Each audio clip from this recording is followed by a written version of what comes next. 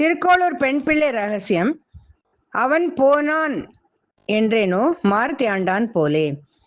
அவன்னா யாரு, மாருதி ஆண்டான்னா யாரு, இந்த ரெண்டு விஷயத்தையும் நம்ம இந்த ரெண்டு வார்த்தைக்கும் உள்ளான அர்த்தம் என்ன அப்படிங்கிறத நம்ம இந்த கதையில பார்க்கலாம். அதுக்கு முன்னாடி ஒரு சின்ன விஷயத்த சொல்லிட்டு மேற்கொண்டு நம்ம கதைக்குள்ள போகலாம். இன்னைக்கு இந்த சேனல் திறந்து 2 வருஷம் ஆறுது. நான் 3வது வருஷத்துல கால் எடுத்து வச்சுட்டு இருக்கேன். இந்த தருணத்துல என்னுடைய ஆன்மீக நண்பர்களுக்கு தலையாய நன்றி சொல்லிவிட்டு நான் மேற்கொண்டு என்னோட ஆன்மீக பணியை நான் தொடர போறேன். இதுல இந்த 2 வருஷத்துல எனக்கு என்ன நன்மைகள் வந்தது, நான் என்ன நன்மை அடைந்தேன் அப்படிங்கிறத ரொம்ப சுருக்கமா சொல்லிட்டு மேற்கொண்டு நம்ம கதைக்குள்ள போலாம். இந்த அருட்பெருஞ்சோதி அகவல் அப்படிங்கிற புஸ்தகத்தை பத்தி நான் கேள்விப்பட்டு அதை வாழ்க்கையில ஒரு தடவையாவது வாசிக்கணும் அப்படிங்கிற ஒரு முடிவெடுத்து அதை நான் ஆரம்பிச்சிருக்கேன். அதுக்கப்புறம் பாம்பன் சுவாமிகள் அவரோட குறிப்பை ரெக்கார்டிங் நான் போடும்போது, அவரை பத்தின ரெக்கார்டிங் போடும்போது அவர் தினம் 36 தடவை கந்தசஷ்டி கவசம் படிப்பாராம்.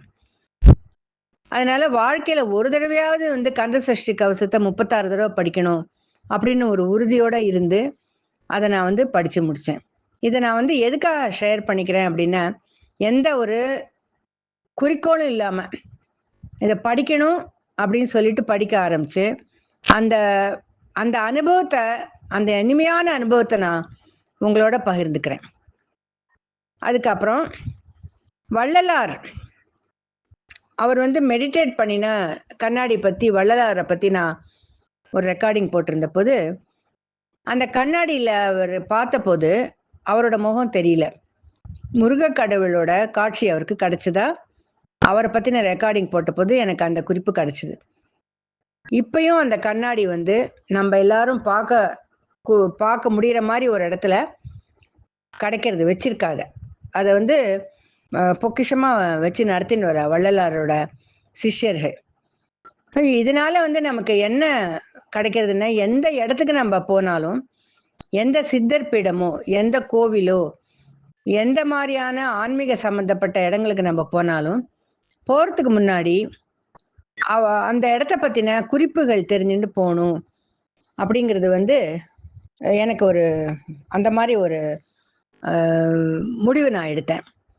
அதுக்கப்புறம் ஆண்டவன் பிச்சை, பின்னவாச பெரியவா மகான்கள் சரித்திரத்துல அவளோட சரித்திரம் படிச்ச போது நான் இதான் ஃபர்ஸ்ட் டைம் இந்த மாதிரி ஒரே உடம்புல 2 ஜீவன்கள் வாழ்ந்து சமாதி அடைஞ்சது.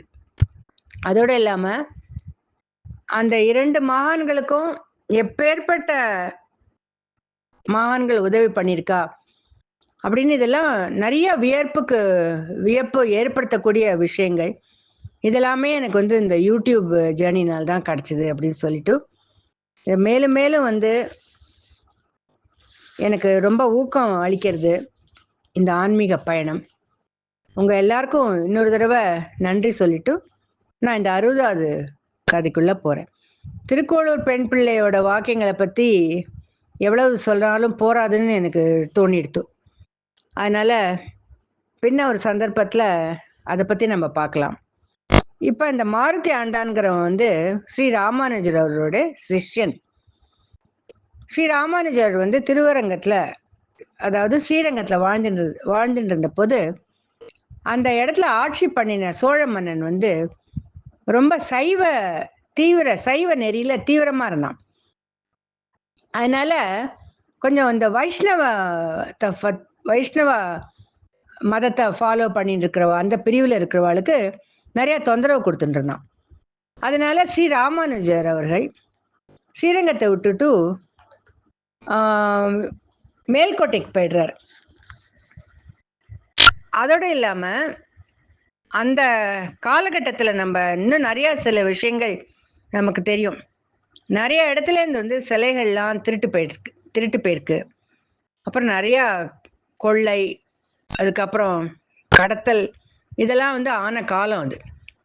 நம்ம நாடு வந்து வேற நம்ம நாட்டு மேல ஆக்கிரமிப்பு நடந்த போது வெளியிலேருந்து நிறைய விஷயங்கள் நடந்திருக்கு. வெளியிலேருந்து வந்த மனுஷர்கள்னால. அதை தவிர உள்ளூர்லயும் நிறைய கலகங்கள். நம்ம சைவ நெறியில பார்த்தோம்னா சமணர் சமணர்களுக்கும் இந்துக்களுக்கும், இந்து மதத்தினர்களுக்கும் சமண மதத்தினருக்குமே நிறைய கலவரங்கள்லாம் நடந்திருக்கு. இப்ப இந்த இடத்துல வந்து ஸ்ரீ ராமானுஜர் அவர்கள் மேல்கோட்டைக்கு போனதுக்கு அப்புறம் இந்த சோழ ராஜன், சோழ நாட்டை அரசாண்டு வந்த அந்த அரசன் கூரத்தாழ்வார் அப்படிங்கிற அவனோட தன்னோட ஒரு செய்கையினால கூரத்தாழ்வாருக்கு கண்ணு போயிடுறது. இதெல்லாம் வந்து நடக்கக்கூடாத விஷயங்கள், ஆனா நடந்தது. இப்ப ஸ்ரீ ராமானுஜர் அவர்கள் தன்னோட சிஷ்யனான மாருதி ஆண்டான் அவனை ஸ்ரீரங்கத்துக்கு அமிச்சு இப்ப நிலவரம் எப்படி இருக்கு போய் பார்த்துட்டு வா அப்படின்னு விசாரிச்சுன்னு வர சொல்றார். அப்ப அந்த மாருதி ஆண்டான் வந்து ஸ்ரீரங்கத்துக்கு வந்துட்டும் அங்க என்னெல்லாம் ஆயின்னு இருக்கு அப்படிங்கிறத வந்து போய் சொல்றான் ஸ்ரீ ராமானுஜர்கிட்ட. யார் வந்து எல்லா வைஷ்ணவர்களையும் துன்புறுத்தி கஷ்டம் கொடுத்துட்டு இருந்தானோ அந்த ராஜா வந்து ஒரு நோய்வாய்ப்பட்டு இறந்து போனான் அப்படின்னு சொல்றார். அப்புறம் கூரத்தாழ்வானுக்கு கண்ணு போயிடுத்து அப்படின்னு போய் சொல்றான் இந்த மாருதி ஆண்டான் அப்படிங்கிறவன். அங்க போயிட்டு அங்க இருக்கிற நிலவரங்கள்லாம் வந்து ஸ்ரீ ராமானுஜர் கிட்ட வந்து சொன்னதுக்கு அப்புறம் ஸ்ரீ ராமானுஜர் திருப்பி அங்கேருந்து கிளம்பி ஸ்ரீரங்கத்துக்கு வந்து தன்னோட வாழ்க்கையை ஆரம்பிக்கிறார். அவர் அங்க மேல்கோட்டையில் இருந்தாலும் உடம்பு மட்டும்தான் அங்க இருந்தது, மனசு முழுக்க ஸ்ரீரங்கத்துல தான் அவருக்கு இருந்தது. திரும்பி எப்ப ஸ்ரீரங்கத்துக்கு போவோம் அப்படின்னு தான் அவர் நாட்களை வந்து எண்ணிக்கொண்டிருந்தார் அப்படின்னு நம்ம படிக்கிறோம். இப்ப ஸ்ரீ திருக்கோளூர் பெண் பிள்ளை என்ன சொல்ல போறா அப்படின்னா, நான் வந்து பெரிய பெரிய காரியங்கள்லாம் பண்ணல அப்படின்னு கூட வருத்தப்படல, இந்த சின்ன காரியம் கூட நான் பண்ணல அப்படின்னு ரொம்ப வருத்தப்பட்டு, அதனால நான் போய் இன்னொரு ஊருக்கு போய் அங்க என்ன நிலவரம் என்ன ஆயின்னு இருக்காங்க அப்படின்னு வந்து பார்த்து சொன்னேன்னா அந்த வேலைக்கு கூட எனக்கு தகுதி இல்லை, அதனால நான் இந்த ஊர்ல இருக்கிறதுக்கு எனக்கு தகுதி இல்லை அப்படின்னு சொல்லி அந்த ஊர்ல இருந்து வெளியில போற மாதிரி இந்த கதை இங்க முடியறது.